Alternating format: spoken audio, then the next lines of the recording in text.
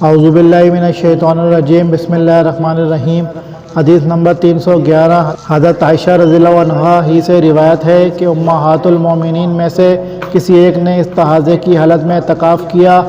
فائدہ اس حدیث سے معلوم ہوا کہ مستحاضہ مسجد میں ٹھہر سکتی ہے، لیکن حائضہ کے لیے مسجد میں داخل ہونا ممنوع ہے۔ نیز مستحاضہ کا اعتکاف اور نماز وغیرہ صحیح ہے۔ مندرجہ ذیل خواتین و حضرات کا مستحاضہ جیسا حکم ہے جیسے پیشاب کے قطرے آتے ہوں، مرض جریان ہو، ہوا خاری ہوتی رہتی ہو، سیلان رحم کا عارضہ ہو، جس کے زخموں سے خون رستا رہے۔ باب نمبر 11، عورت کا اس لباس میں نماز پڑھنا جس میں اسے حیض آیا ہو۔ حدیث نمبر 312، حضرت عائشہ رضی اللہ عنہا سے روایت ہے، انہوں نے فرمایا ہمارے پاس صرف ایک ہی لباس ہوتا تھا، اسی میں ایام حیض گزارتیں۔ اگر اس میں حیض کا کچھ خون لگ جاتا تو اس پر تھوک ڈال دیتیں اور اسے اپنے ناخنوں سے رگڑ دیتیں۔ فائدہ شاہ ولی اللہ محدث دہلوی شرح تراجم ابواب میں لکھتے ہیں، امام بخاری نے اس عنوان میں یہ ثابت کیا ہے کہ حائضہ عورت انہی کپڑوں میں نماز پڑھ سکتی ہے جن میں اس نے ایام حیض گزارے ہوں، اور اس مسئلے کی ضرورت اس لیے محسوس ہوئی کہ قبل از اسلام عورتیں ایام حیض میں استعمال شدہ کپڑوں کو طہر کے وقت تبدیل کرنا ضروری خیال کرتی تھیں، لیکن شریعت نے بتلایا کہ جو کپڑا ایام حیض میں بدن پر تھا اگر وہ خون سے آلودہ نہیں ہوا تو اسے دھونے کی ضرورت نہیں، بلکہ اسی میں نماز ادا کی جا سکتی ہے۔ اگر کہیں خون لگا ہو اس آلودہ حصے کو دھو لیا جائے پھر اس میں نماز پڑھی جا سکتی ہے۔ ناخنوں سے رگڑنے کے بعد اسے پانی سے دھو لیتی تھیں۔ ظاہر پر اعتماد کرتے ہوئے اختصار کے پیش نظر دھونے کا ذکر حدیث میں نہیں ہے۔ کپڑے کو دھونے کی وضاحت حدیث نمبر 308 میں گزر چکی ہے کہ جب ہم میں سے کسی کو حیض آتا تو وہ طہر کے وقت اپنے کپڑے سے خون کو خورد ڈالتی اور اسے دھو دیتی، پھر باقی ماندہ کپڑے پر پانی بہا کر اس میں نماز پڑھ لیتی۔ باب نمبر 12، غسل حیض سے فراغت کے بعد عورت کا خوشبو استعمال کرنا۔ حدیث نمبر 313، حضرت ام عطیہ رضی اللہ عنہا سے روایت ہے، انہوں نے فرمایا ہمیں کسی میت پر 3 دن سے زیادہ سوگ کرنے سے روکا جاتا تھا سوائے شوہر کے۔ اس کے معاملے میں 4 ماہ 10 دن تک سوگ کا حکم تھا۔ نیز یہ بھی حکم تھا کہ اس دوران میں ہم نہ سرما لگائیں، نہ خوشبو استعمال کریں اور نہ کوئی رنگین کپڑا پہنیں مگر جس کپڑے کا دھاگا بناوٹ کے وقت ہی رنگا ہوا ہو۔ البتہ حیض سے فراغت کے وقت یہ اجازت تھی کہ جب ہم میں سے کوئی غسل حیض کرے تو وہ قصد اصفار خوشبو استعمال کرے۔ اس کے علاوہ ہمیں جنازے کے ساتھ جانے سے بھی روک دیا گیا تھا۔ اس حدیث کی روایت ہشام بن حسان نے حفصہ سے، انہوں نے ام عطیہ رضی اللہ عنہا سے، انہوں نے نبی صلی اللہ علیہ وآلہ وسلم سے بھی کی ہے۔ فائدہ حیض کے خون میں زہریلا مادہ ہوتا ہے جس کے اخراج سے مخصوص محل کی جلد سکڑ جاتی ہے اور اس کی رنگت بھی بدل جاتی ہے۔ اس کی سکڑن کے ازالے اور تازگی کے اعادے کے لیے خوشبو کی ضرورت ہوتی ہے اور یہ ضرورت قصد ہندی کے استعمال سے پوری ہو جاتی ہے۔ غسل حیض کے بعد اس خوشبو کے استعمال کی اس حد تک تاکید ہے کہ جس عورت کا خاوند فوت ہو جائے اسے 4 ماہ 10 دن تک زینت اور خوشبو استعمال کرنے کی اجازت نہیں، اسے بھی غسل حیض کے بعد خوشبو استعمال کرنے کا پابند کیا گیا ہے۔ خوشبو کا استعمال اس لیے بھی ضروری ہے کہ نفرت و کراہت دور ہو جائے اور آئندہ نماز وغیرہ کے وقت خون حیض کا تصور اقدر تباہ کا باعث نہ ہو۔ لیکن ہمارے برِ صغیر پاک و ہند کی بیشتر عورتیں اس امر نبوی کو نامعلوم کیوں نظر انداز کر دیتی ہیں۔ باب نمبر 13، حیض سے فراغت کے بعد نہاتے وقت عورت کا اپنے بدن کو ملنا اور غسل کرنے کا طریقہ۔ غسل کے بعد وہ چیز جس پر مشک لگایا گیا ہو اسے خون آلود مقامات پر پھیر دے۔ حدیث نمبر 314، حضرت عائشہ رضی اللہ عنہا سے روایت ہے کہ ایک عورت نے نبی صلی اللہ علیہ وآلہ وسلم سے اپنے غسل حیض کے متعلق دریافت کیا تو آپ نے اس کے سامنے غسل کی کیفیت بیان کی۔ مزید فرمایا کستوری لگا ہوا روئی کا ایک ٹکڑا لے کر اس سے طہارت حاصل کر۔ وہ کہنے لگیں اس کے ساتھ کیسے طہارت حاصل کروں؟ آپ نے فرمایا سبحان اللہ، پاکیزگی حاصل کر۔ حضرت عائشہ رضی اللہ عنہا فرماتی ہیں میں نے اس عورت کو اپنی طرف کھینچا اور اسے سمجھایا کہ اسے خون کے مقامات پر لگا لے۔ باب نمبر 14، غسل حیض کا بیان۔ حدیث نمبر 315، حضرت عائشہ رضی اللہ عنہا سے روایت ہے کہ قبیلہ انصار کی ایک عورت نے نبی صلی اللہ علیہ وآلہ وسلم سے عرض کیا میں حیض کا غسل کس طرح کروں؟ آپ نے فرمایا کستوری لگا ہوا روئی کا ایک ٹکڑا لو اور اس سے پاکی حاصل کرو۔ یہ آپ نے 3 مرتبہ فرمایا۔ پھر نبی صلی اللہ علیہ وآلہ وسلم کو حیا دامنگیر ہوئی اور آپ نے چہرہ مبارک دوسری طرف پھیر لیا یا فرمایا اس سے پاکی حاصل کرو۔ حضرت عائشہ رضی اللہ عنہا فرماتی ہیں کہ میں نے اس عورت کو پکڑ کر اپنی طرف کھینچ لیا اور نبی صلی اللہ علیہ وآلہ وسلم کو جو بات کہنا چاہتے تھے وہ میں نے اسے سمجھائی۔ باب نمبر 15 غسل حیض کے وقت عورت کا بالوں میں کنگھی کرنا۔ حدیث نمبر 316 حضرت عائشہ رضی اللہ عنہا ہی سے روایت ہے، انہوں نے فرمایا میں نے رسول اللہ صلی اللہ علیہ وآلہ وسلم کے ساتھ حجۃ الوداع میں احرام باندھا تو میں ان لوگوں میں شامل تھی جنہوں نے حج تمتع کی نیت کی تھی اور اپنے ساتھ قربانی کا جانور نہیں لائے تھے۔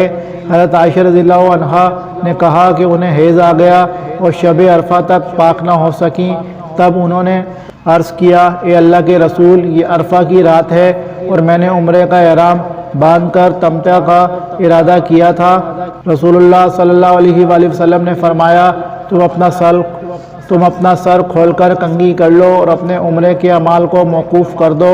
چنانچہ میں نے ایسا ہی کیا اور جب میں حج سے فارغ ہو گئی تو آپ نے شب محسب میرے بھائی عبد الرحمن رضی اللہ عنہ کو حکم دیا تو وہ میرے اس عمرے کے بدلے جس کا میں نے احرام باندھا تھا مجھے مقام تنعیم سے عمرہ کرا لائے۔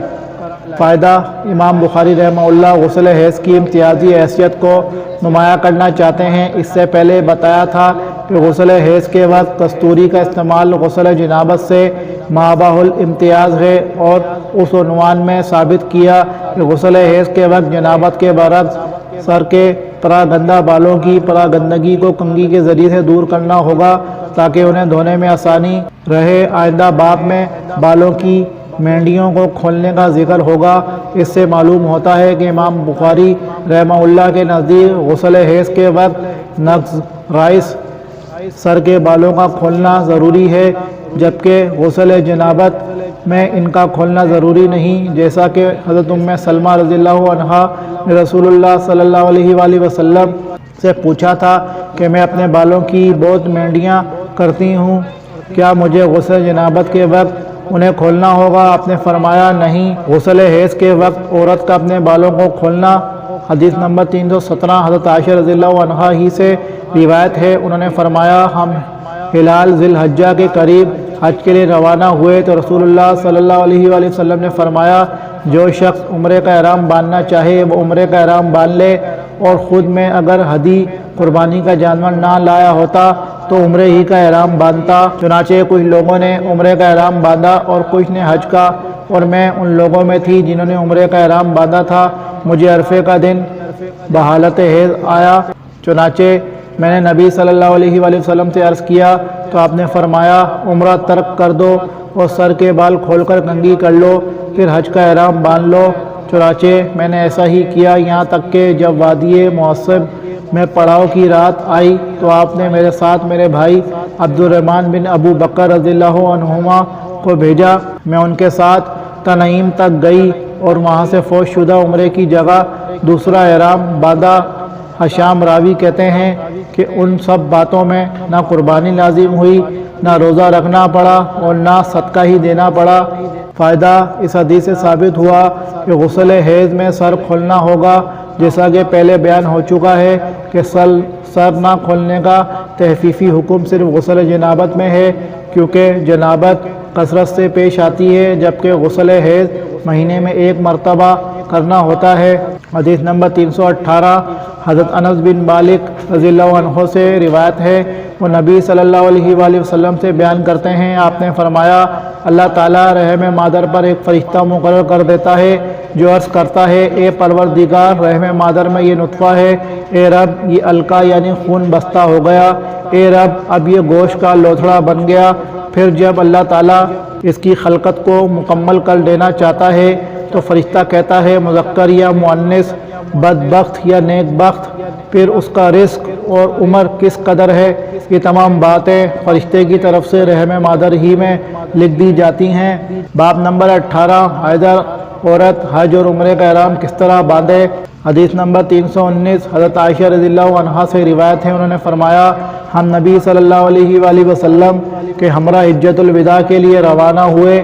ہم میں سے کسی نے عمرے کا احرام باندھا اور کسی نے حج کا۔ جب ہم مکہ مکرمہ آئے تو رسول اللہ صلی اللہ علیہ وآلہ وسلم نے فرمایا جس نے عمرے کا احرام باندھا ہے اور وہ قربانی کا جانور ساتھ نہیں لایا تو وہ عمرہ کرنے کے بعد حلال ہو جائے، اور جس نے عمرے کا احرام باندھا ہے اور ہدی کا جانور ساتھ لایا ہے تو وہ ہدی کی قربانی سے پہلے حلال نہیں ہوگا، اور جس نے صرف حج کا احرام باندھا ہے اسے اپنے حج کو پورا کرنا ہوگا۔ حضرت عائشہ رضی اللہ عنہا نے فرمایا مجھے حیض آ گیا اور یوم عرفہ تک اسی حالت میں رہی، چونکہ میں نے صرف عمرے کا احرام باندھا تھا، اسی لیے نبی صلی اللہ علیہ وآلہ وسلم نے مجھے حکم دیا کہ میں اپنا سر کھول کر کنگھی کر لوں، پھر حج کا احرام باندھ لوں اور عمرے کو ترک کر دوں۔ میں نے ایسا ہی کیا تاہم کہ میں نے اپنا حج پورا کر لیا۔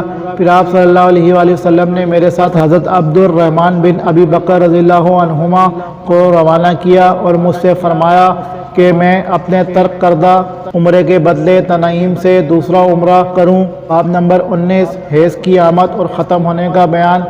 عورتیں حضرت عائشہ رضی اللہ عنہا کے پاس ڈبیا میں روئی بھیجتیں جس میں زردی ہوتی تھی۔ یہ حضرت عائشہ رضی اللہ عنہا نے ان سے فرماتی جلدی نہ کرو تاہم کہ چونے کی طرح سفیدی دیکھو، اس سے مراد حیض کی پاکی ہوتی تھی۔ حضرت زید بن ثابت رضی اللہ عنہ کی بیٹی کو یہ بات معلوم ہوئی کہ عورتیں درمیان رات چراغ منگوا کر طہر دیکھتی ہیں تو انہوں نے فرمایا پہلے عورتیں صحابیات ایسا نہ کرتی تھیں اور انہوں نے اسے معیوب خیال کیا۔